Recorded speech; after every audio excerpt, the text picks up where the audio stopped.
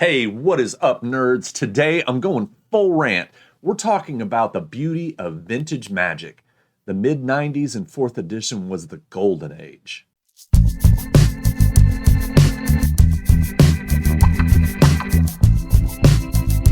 Okay, I already know what some of you are saying. 4th edition? Are you fucking serious? Yeah, I know some of the great cards that were in revised, alpha, beta, etc. were gone, but 4th edition was available. It was the first time everybody could get their hands on Magic. It was an unmatched golden age of gaming. This was before the corporate churn of standard rotations turned your prized deck into overpriced coasters within months. This is the time when you cracked a pack and the air itself smelled like adventure. A whiff of cardboard, of ink, pure possibility. So back then, the art was raw and iconic. Tell me Quinton Hoover's crisp, inky line work doesn't still live rent-free in your head. Tell me Mark Poole's Island or Douglas Shuler's Hypnotic Spectre or one of my personal favorites, the Northern Paladin, doesn't just make your heart skip a beat. These cards didn't just feel like game pieces. They felt like relics from some lost age of wizardry. It was the Wild West of fantasy art, where high fantasy met horror, and sometimes you'd get a card like Word of Command, and I know some of you are saying, that art's dumb, but it just radiated pure evil. It's just black with the eyeballs. And let's not forget Lord of the Pit. Like, what the fuck is up with his face? Now, they give us this art. It's great and digitized and beautiful and clean, but it's all crowded and muddied. And then we just put hats on characters. Like, we have wizards in cowboy hats, we have fairies in fedoras, and now we've got characters dressing up like NASCAR, pretending like they are racing an N64 motorcycle game. It's true. It's stupid. Yeah, compare those old arts with today's airbrush digital polish. Sure, modern sets have incredible art. I don't personally like it. Back then, every card felt handcrafted, like some mad sorcerer painted them in a dimly lit basement while listening to Iron Maiden on vinyl. Now, we just get generic, run-of-the-mill art, except for the variants that you're gonna chase, right? Because there's a billion variants. Back in the day, deck building was pure chaos, and we loved it. None of this carefully metered, we tested this format for months nonsense. There was no net decking. There was no like meta out there that everybody was aware of because the internet was your best friend.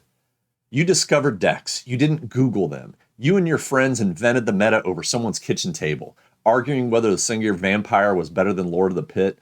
And I still wonder about that one. I mean, they're both cool as hell, but I actually did more damage with the vampire.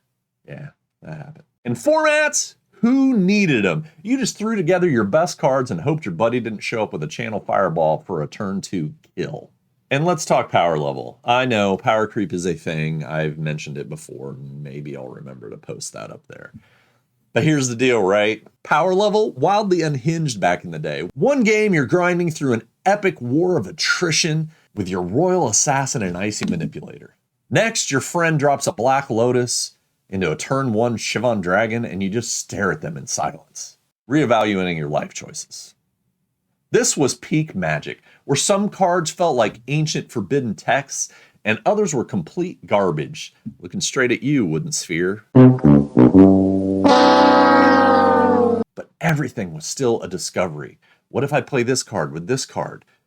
How do I upgrade my deck? Oh, I got a few new packs. What cards are in there that'll make my deck better?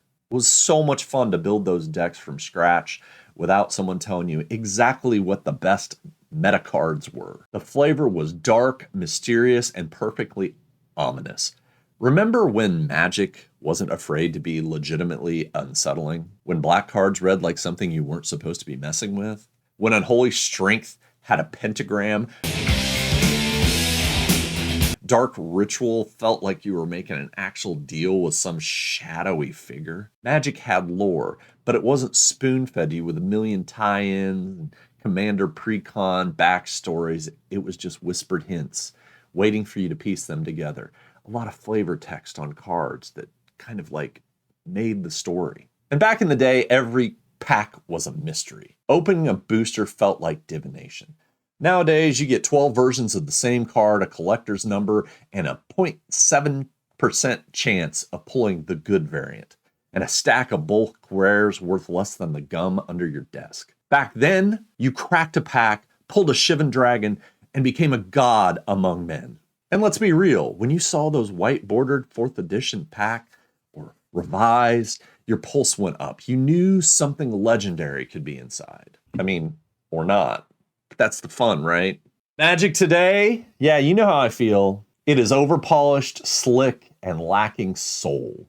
I'm not saying Magic today is bad, it's just corporate. It's got that Disney Plus feel, where everything's tested to be accessible instead of mysterious and powerful and dark. Back then, you had to earn your knowledge. You didn't have the internet and the metas and like build this deck and you can purchase it just with a few clicks of the button.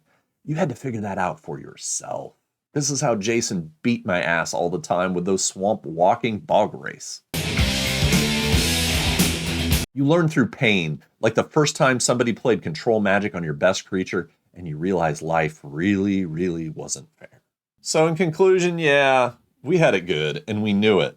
So when some of you out there are just going, hey, fucking nostalgia, man, I'm going to say no, it was totally different back then. And that's something I miss. Classic Magic had danger, mystery, and raw creative energy. It felt like a D&D campaign in a deck of cards. Unpredictable, deeply personal, and sometimes wildly unfair. But that was the nature of Magic. So yeah, revised, 4th edition, early 90s, mid 90s, peak gaming, no doubt. Feel free to disagree in the comments because I'd love to hear it. And if you're an old timer like me, tell me how you fell into Magic. What was your first set? Love you guys. Thanks for watching. We'll talk to you later.